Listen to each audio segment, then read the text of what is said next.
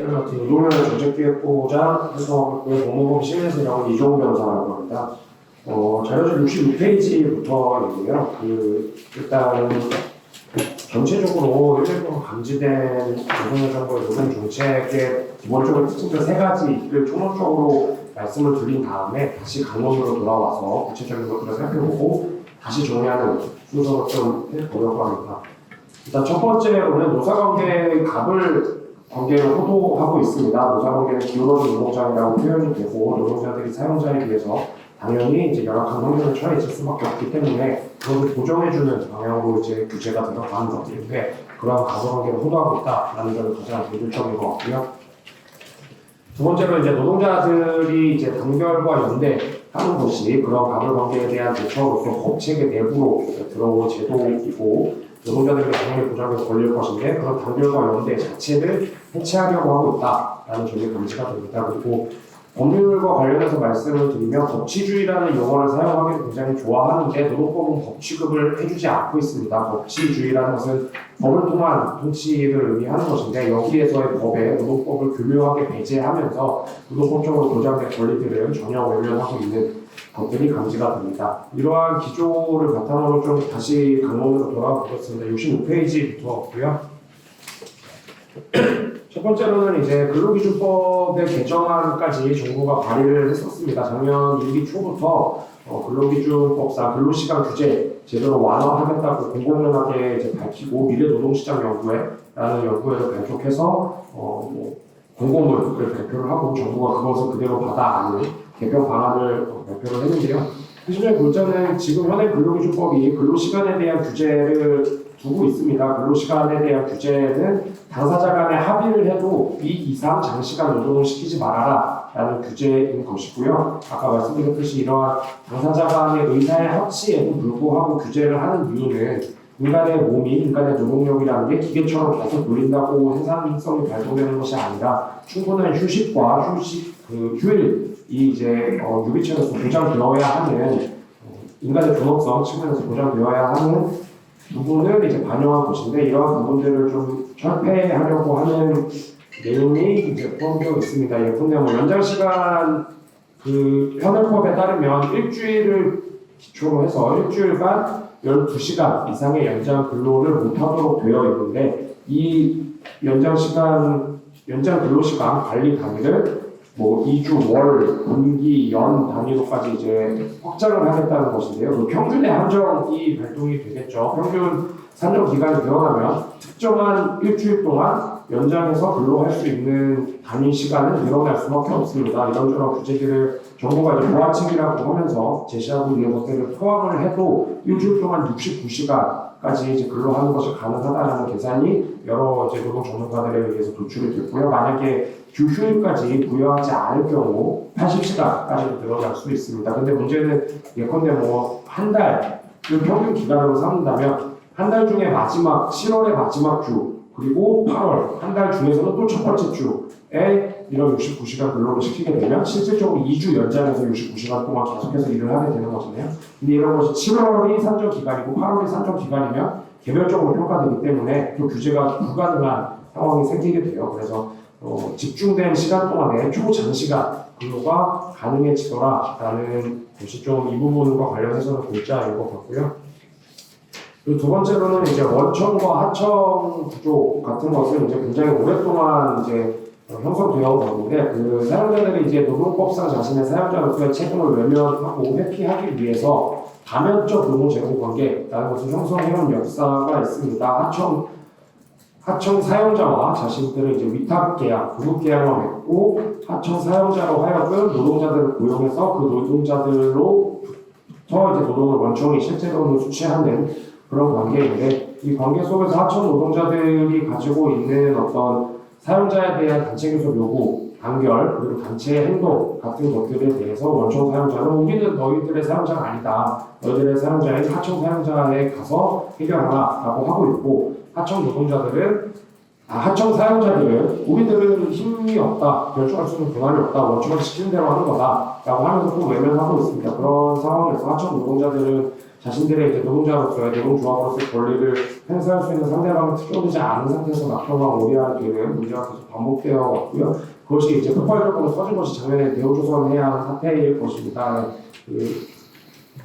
1m도 안 되는 공간에 시설을 가두고 원청 사용자를 상대로 임금 교섭, 성실한 이행을 요구했던 그 절박한 의사가 그러한 구조적 모순을 좀 폭발한 것으로 생각이 되고요. 그 과정에서 노조법 2~3조 개정안이 이제 발의가 마침내 이제 시민사회의 열렬한 외침으로 되었고 그것에 대해서 이제 국회에서 절차가 진행이 되는데 사실 이것이 1~2년의 문제는 아닙니다. 20년 전부터 계속해서 요구를 했었던 것이고요. 21대 국회 이전 19대, 20대 국회에서도 발의안은 항상 올라왔었던 것입니다. 근데 이번 대우조선 해양 사태 그리고 그에 이은 이제 수십억, 수백억의 원청 사용자 손해배상 청구 소송 등을 계기로 좀 불이 붙은 것인데요. 내용을 간단히 말씀드리면 노조법 2조와 관련해서는 노동조합법의 보호를 받을 수 있어야 하는 노동자의 범위를 넓히는 것, 그리고 노동조합법에 따라 책임을 져야 하는 사용자의 범위를 넓히는 것, 그 문자로 하고 있는 것이 2조 개정안이고요. 3조 개정안 같은 경우는 노동조합법에 따른 파업이나 쟁의행위 같은 경우는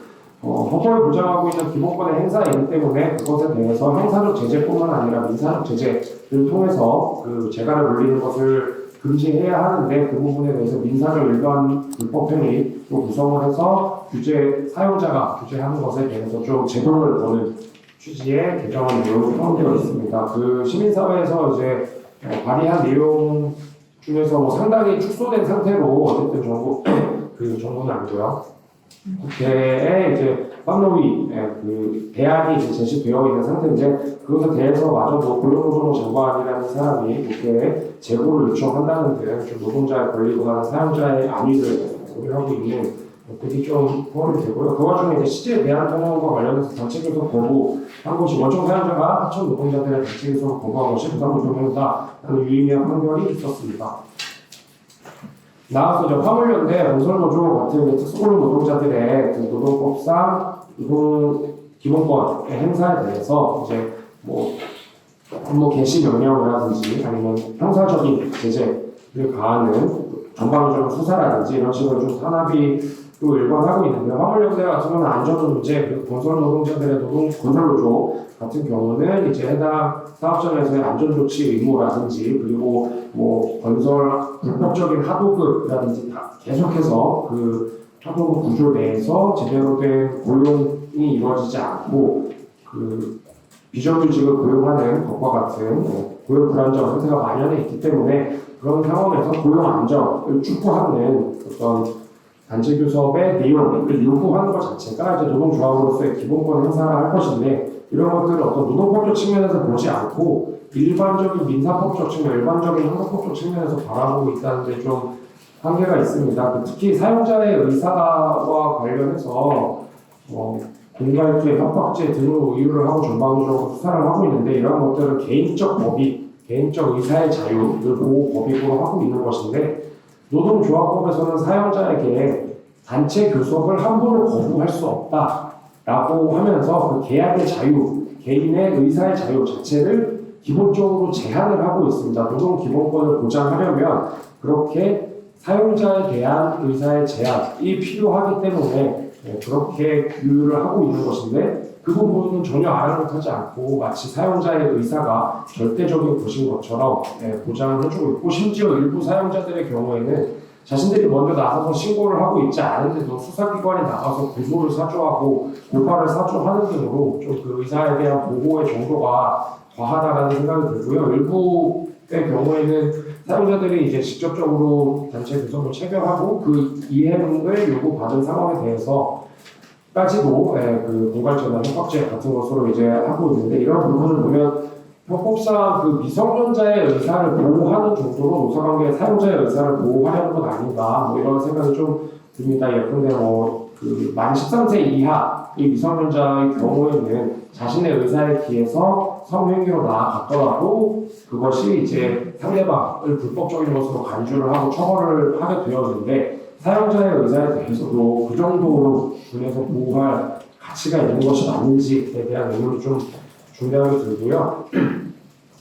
그다음에 이제 공정거래위원회를 통해서 노동계를 규율하고 탄압하려고 하는 것도 굉장히 중요한 문제인 것 같습니다. 노동자들에게서 노동자 이름을 빼앗는 것으로 보이고 공정거래위원회에서 규제를 하도록 하고 있는 사업자 단체의 행위로 규율을 하고 있다든지 이런 것들이 이제 단결과 연대를 기본적으로 해체하고 있는 것들이 좀 감지가 됩니다. 그 이외에도 이제 노동조합의 회계 장부를 제출하라고 정부가 전반적으로 이제 요청하고 있는, 명령하고 있는, 그리고 그걸 이행하지 않았을 때 규제하고 있는 것들도 좀 문제되는데, 회계 투명성은 당연히 요구되는 것이 맞고 엄밀히 준수해야 되는 것이지만 그거는 조합원들에 대해서 그렇게 해야 되는 것이지 정부에 대해서 그렇게 해야 되는 것이 아닙니다. 정부가 일반적인 사단 법인에 대해서조차 회계 장부를 전적으로 열람받으려고 하고 제출받으려고 하면 일거수일투족을 감시하려고 하면 위헌적인 산업이 되는 것일 텐데 노동조합에 대해서까지 그렇게 하는 것은 더 부당하다라는 말씀을 좀 드리고 싶고요. 중대재해처벌법과 관련해서도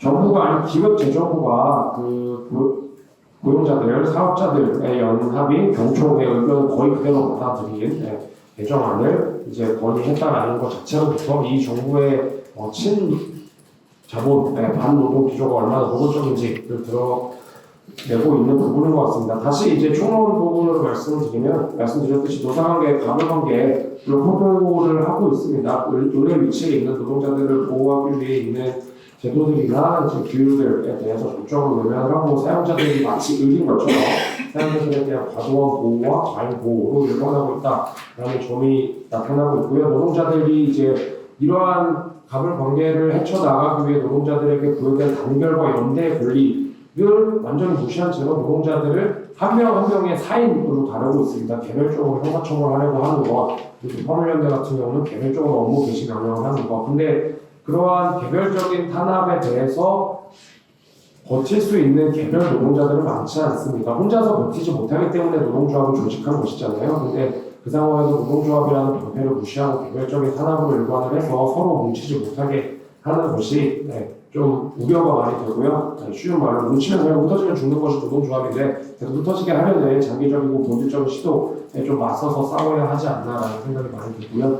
노동법 자체를 완전히 무시하고 시민법으로 회귀하려고 하고 있습니다. 노동법이라는 것은 시민법상 당사자 간의 의사의 합치만으로 해결할 수 없는 부분들을 좀 아무리 당사자 간의 도장을 찍어도 이 밑으로는 안 된다, 근로조건은 라고 근로조건을 한정하고 있는 근로기준법이 있고 계약의 자유라는 미명 하에서도 사용자로 하여금 함부로 협상 테이블에 나가지 않도록 하지 못하게끔 협상 테이블에 반드시 나가게끔 하는 이제 규율을 또 하고 있는데 이런 부분을 아랑곳하지 않고 있습니다. 그래서 노동법 자체를 노동자들 연대와 단결 자체 그 본질을 좀 지켜내려는 투쟁이 절실한 시점이 아닌가 싶습니다. 이 부분 일단 먼저 마치겠습니다.